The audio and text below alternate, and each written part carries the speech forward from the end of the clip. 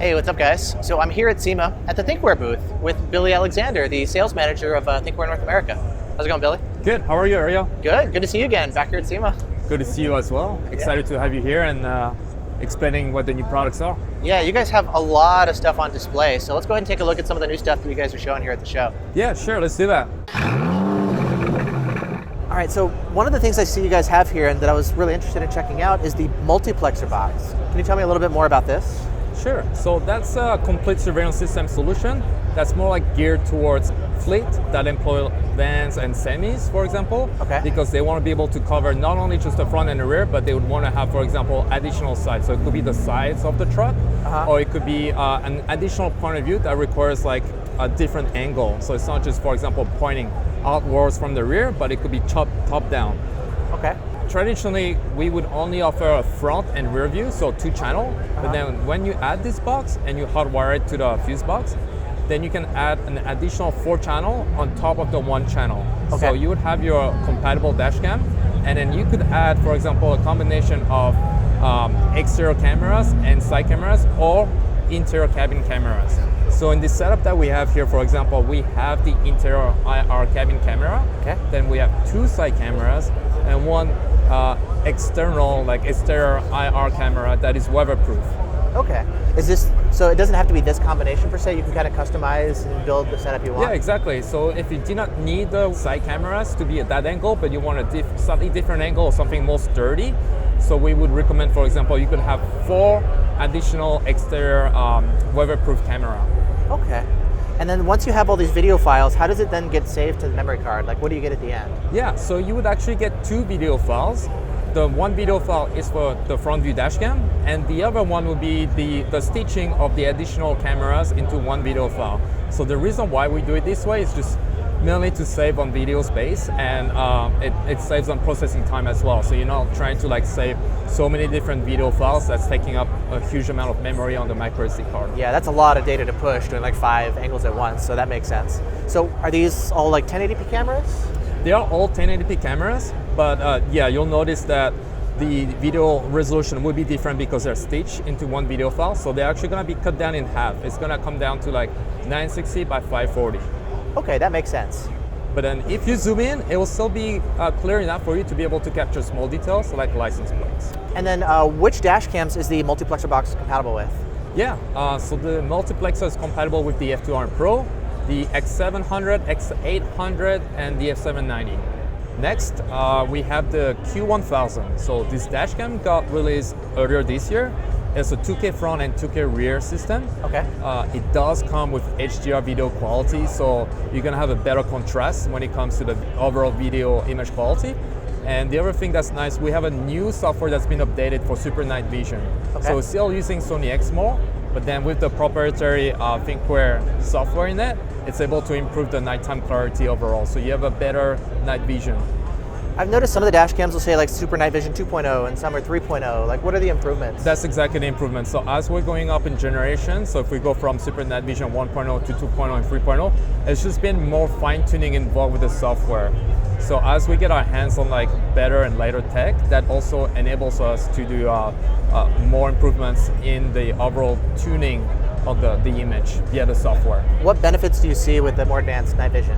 So with more advanced night vision, if you are driving in somewhere that is like as dark as a parking lot or driving at nighttime, it's able to use more light that's coming in from the improved image sensor, for example, to really brighten up the image without having too much noise, too much exposure. Gotcha. Yeah.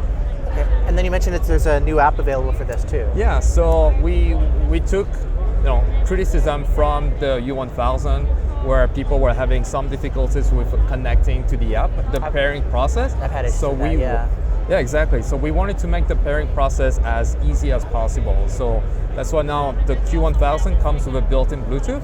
Okay. So that it's just one simple step.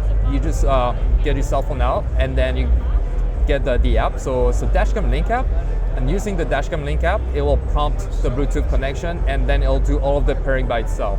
So it's literally like a one-step process to pair it. Okay, so it simplifies that pairing process. It does simplify it a lot, yes. Are there other, so there's like several different apps now. Do apps do different things? Do they offer different features? Yes, so now we have 2 different apps going forward because we want to isolate the different ecosystems, and then we also have different teams working on different products. Okay. So it just made sense that way, so that if you want to have the cloud features and manage those cloud features, then now we bring a different app altogether, and it's called Thinkware Connected app. Thinkware Connected. So Thinkware Connected app will allow you to manage your dashcam for when it comes to all the cloud features, the connected features. So you're going to be able to do remote live view. You're going to be able to see on the map where the vehicle is, so there's a GPS tracking of the vehicle. And if there is like an incident, like it senses an impact, it will upload a footage to the cloud, and you're going to get a notification. That makes sense. What about then the original app? What does that one take care of? So the original cloud app, that's going to become a legacy app. Okay. So going forward, the new models will have the Thinkware Dashcam Link app for all dashcams, for connecting to the Wi-Fi, downloading footage, and adjusting just the dashcam settings. Okay. And then dashcams that will have the Thinkware Connected features available, they will have the separate app available to them. Okay. Yeah. Okay, so one is going to be for like setting up the dash cam, changing settings, and pulling footage locally. Yeah. And then the other app is for all the cloud related stuff. For all the cloud related stuff. Yeah. Gotcha. Okay. With having 2 apps, what's the advantage again of like having 2 separate apps as opposed to maybe incorporating everything into one big app? Sure. So one of the reasons first was to just streamline the overall user experience. But the main reason is because we are gearing the Thinkware Connected app towards fleets as well. So those fleet managers, they don't necessarily need to have also access to adjusting the camera. So they will have their own separate application for them to manage the connected features. Because we're also going to have a web-based portal so that fleet managers will be able to use the smartphone app, but also the portal. So, and it's pretty much a mirror of the application, the mobile application itself. Okay. So it's gonna be, it's gonna allow you to, monitor several dashcams that you have going on in the fleet at the same time. Okay. And it won't allow the managers to adjust the settings of the dashcam because maybe they don't have access to that role. So it's like a role restricted capability. Okay, so it's about like restricting permissions and capabilities. Yeah, managing permissions and user roles, yeah. So that's the reason why they're split into 2 different apps now. Exactly. And so otherwise, if we want control of both, like I buy the dash cam and I stick it in my own car, then we would just have the 2 separate apps. Yeah. Got it. Okay, cool. Now I know you've got a bunch of other dash cams here as well, and a bunch of different accessories too. Another one of the new things that I noticed is you have a new battery pack available too. Yeah. So tell me a little bit about this new external battery. Sure. So this is called the iVolt Extra. It's gonna be the bigger brother of the iVolt Mini. The iVolt Mini was 4,500 milliampere, but this one is gonna be 7,500 milliampere. Okay, And that's nice. same, you're gonna have the same safety features. So it's gonna be very heat resistant, and it's gonna have auto shut off as well. So if it gets too hot inside the car, the battery is always detecting like the heat levels inside the car. So it has safety features built in, and it's also gonna come with a Bluetooth application. Okay. So much like some of the other batteries out there in the market, our Bluetooth application will allow you to see the charging status of the battery itself. So with the battery like this, what does the capacity translate to into how long it records when you're driving? Or Sure. parked, rather? So, well, parked, if you have the dashcam in energy saving mode, you'll be able to get about 30-something days. So days. Okay. Yeah. Because in traditional, like on the mini battery, you'd be able to get about 20-something days in energy saving mode. So again, it all depends on the number of like incidents and impacts you'll be getting. Sure, yeah. But because it draws such little power when in energy saving mode, that the big battery will be able to make it last almost a month, pretty much. Almost a month. That's impressive. Yeah. And then I guess once the battery is drained, if you have your car parked for a month, how long does it take to then recharge the battery pack? So it has a fast charging option. So while you're driving, it can recharge the battery in under as little as like 15 minutes, so under an hour. Under an hour. Okay, Yeah. nice. So yeah, just go on a drive and it charges the whole thing back up for you. Yeah, exactly. Yeah. Pretty fast charging.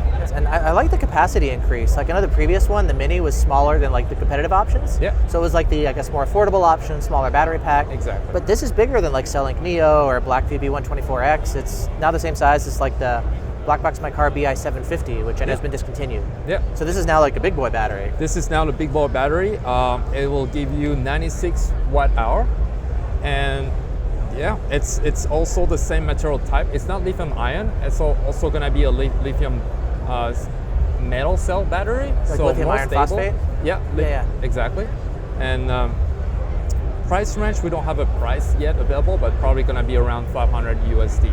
Okay, and then do you know rough estimated availability? Availability, hopefully within the next 2-3 weeks, we'll bring it into North America. So very fast. That's coming in soon, yeah. Yeah, the product is pretty much available in Korea. We're just gonna make sure the certification is up to date for North American market. Yeah. That makes sense. What about expansion battery packs? Are there going to be like add-on batteries available? No, we don't have that available yet, but we'll look into it potentially for the future to be able to link up several batteries. Cool. So yeah, thanks so much for showing me all the new stuff that you guys have here at the show. No, you're very welcome, and always glad to have you here. So if you have any questions, please feel free to ask. Sounds good. Always a pleasure to see you, Billy. Thank you, Ariel. Thanks. This is one of the things I really wanted to check out. Oops. My microphone's gone. Cool. Boy, that feels weird. Put that a little better. Strip show. What's the price point start now? So the Multiplexer Box is compatible with the F200 Pro, the X700.